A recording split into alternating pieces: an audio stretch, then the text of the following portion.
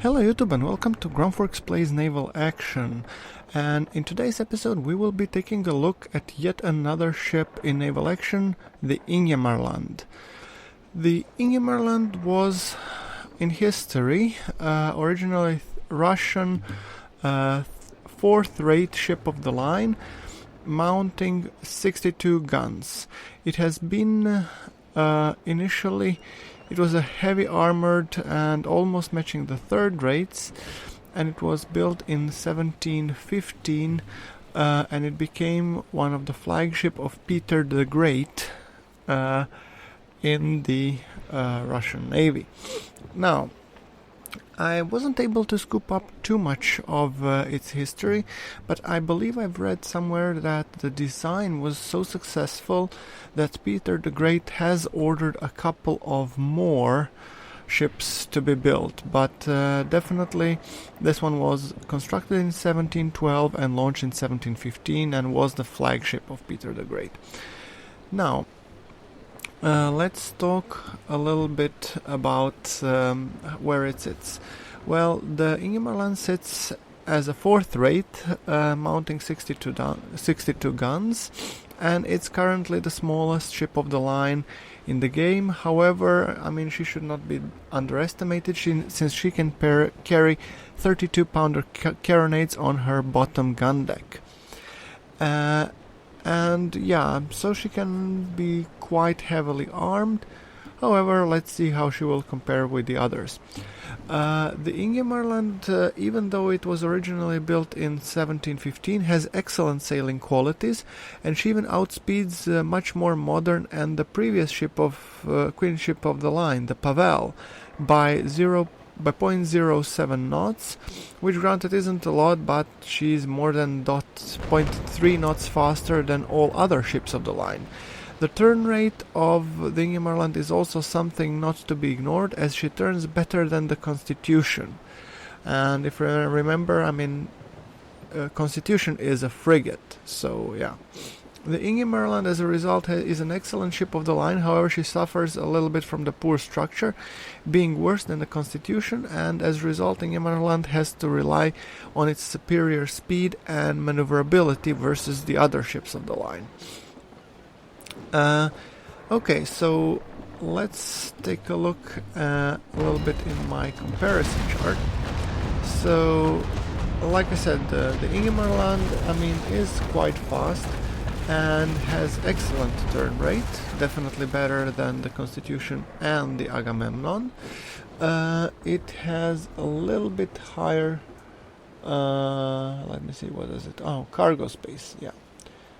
A little bit higher cargo space than the Constitution, and when it comes to crew, it has more crew than the Constitution, however less than Agamemnon. When it comes to the structure, it has by far the worst structure of the three ships, Constitution, Ingermanland and Agamemnon. And when it comes to also armor thickness, she has lightest armor, which can be a little bit of a problem when you're sailing with her, because she, being ship of the line, has extremely high profile. So her side profile makes her pretty much an easy target. That's definitely something to be considered when you're doing that. It has a total, like we mentioned, of 62 guns. And if you will be using long cannons, then it has the best shot weight when when you're taking out the fight. However, if you take it with carronade, it has potent, decent punch. It has higher damage than Agamemnon, but lower than the Constitution, obviously. So, let's get a little bit into the fight and let's see how are we doing. So, as you can see, we have me sailing in Ingermanland and obviously flying the English flag. I got lots of comments on my Santissima video for flying an English flag, but guys, when I was playing it, I play as a Brit, so, I can only fly the British flag. I cannot fly even Russian flag for the Ingermanland, I guess. So yeah, historical accuracy aside. I think that's something that's coming down the line after the patch, but yeah. and we are fighting, if I'm not mistaken, a Bellona. Which I think it's pretty fair. I think Bellona is a class higher than I am, but then again I have Munya to accompany me, and he is also sailing in a Bellona, so I think I'm gonna take hard to port, and I think I'm gonna see if I can stern rake this Bellona. Okay, all the guns are locked and loaded, so taking some damage, not too much though. Getting into the raking position. So guys, when you're playing with Ingermanland, clearly her hull or the armor isn't a strong suit, so you have to rely on her maneuverability and speed. And as you can see, I was able to stern rake this guy and gave him a little bit of fire to think about.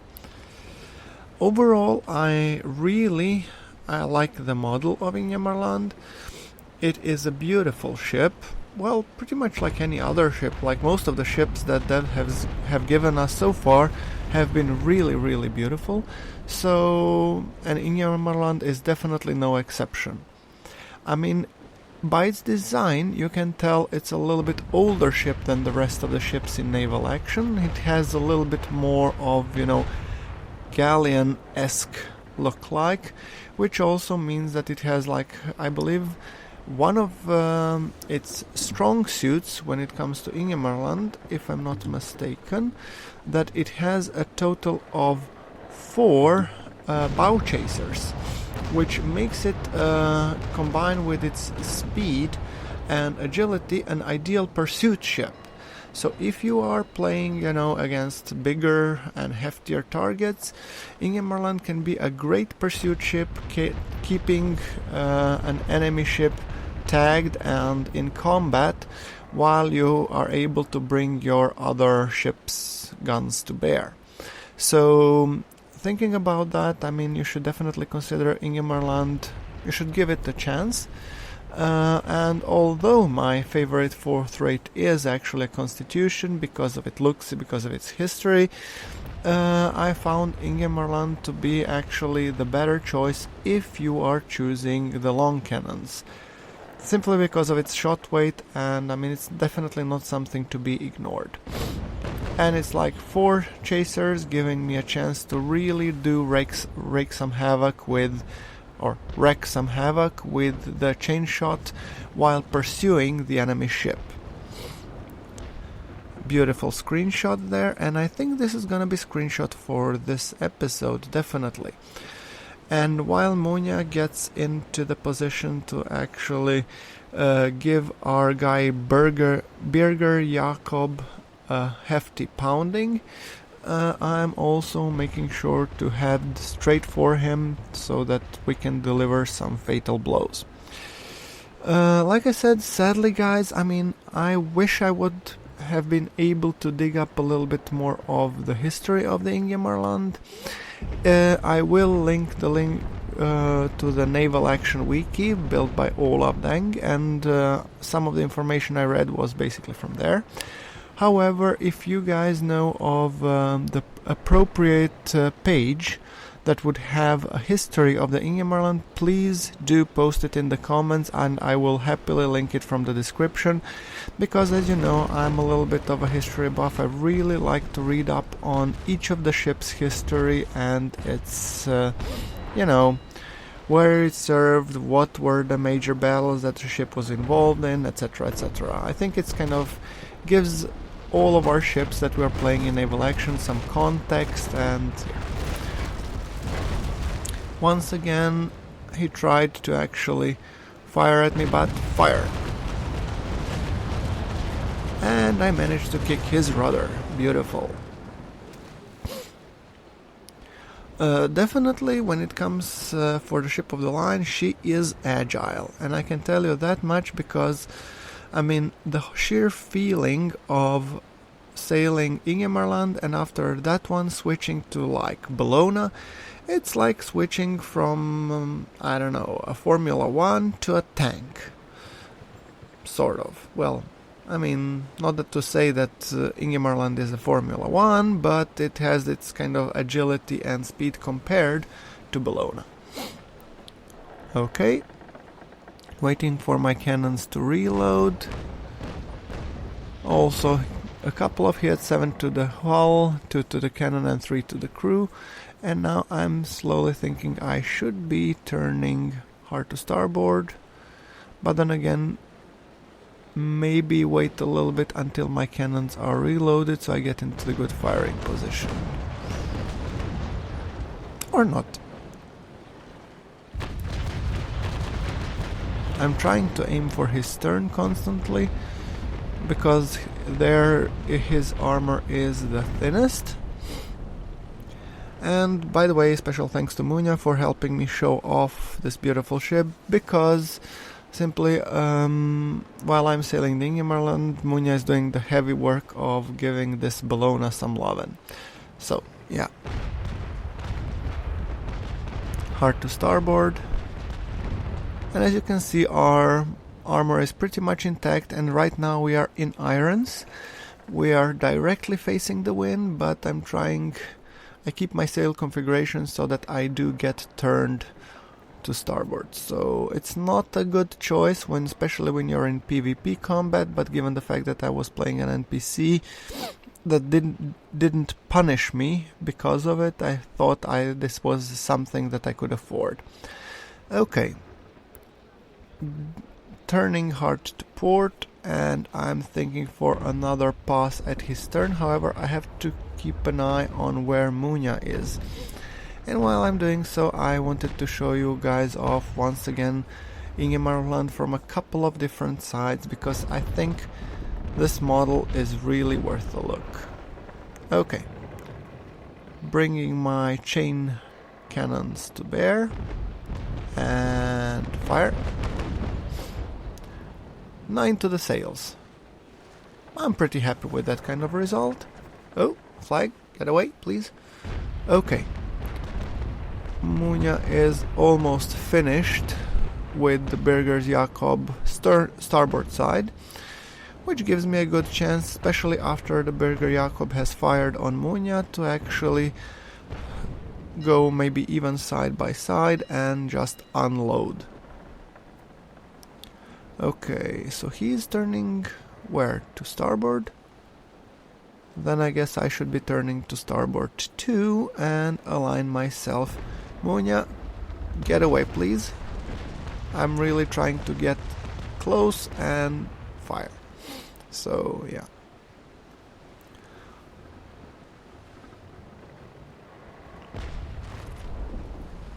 As you can see, Berger Jakob has already suffered extensive damage. This is mainly, like I said, once again credit to Munya, but I'm trying to do my part. Which means I'm now aligning my cannons and fire.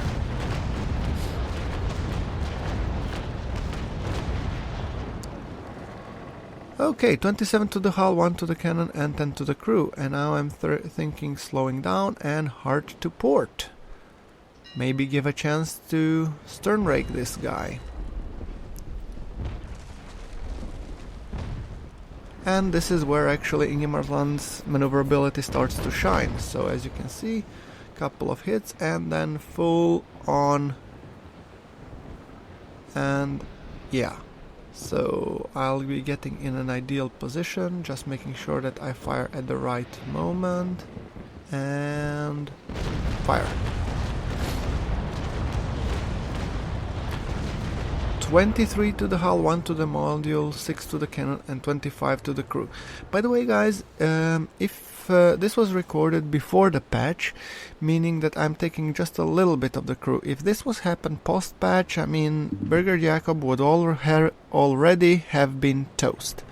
So yeah, definitely something to think about when dealing with stern raking. So cover your rear guys when you are sailing in PvP. Especially if you're playing post-patch, which, well, now has already been a while since the patch hit, so yeah.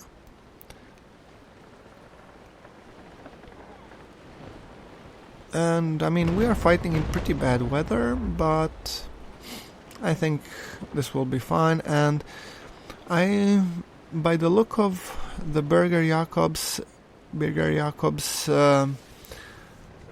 starboard side, I would say that we will probably come very soon to the end of this episode. So yeah, like if you like the video, hit subscribe for more naval action content, and yeah, I will sign off, of course, after Birger Jakob sings. And I mean sinks, not sings, sorry. Okay, couple shots to the sails, and let's turn hard to starboard. I am turning a little bit into the wind, but I'm hoping that I will be able to go side by side with him. Maybe, maybe not. I might just fire up his ass once again. Putting the focus and fire. Not a very good angle to be firing at, but I think it will do very, very nicely. And as you can see, he's already sinking and battle over. So thank you guys for watching, and like if you liked, hit subscribe for more naval action content that will be coming. And I'll see you all in the next episode.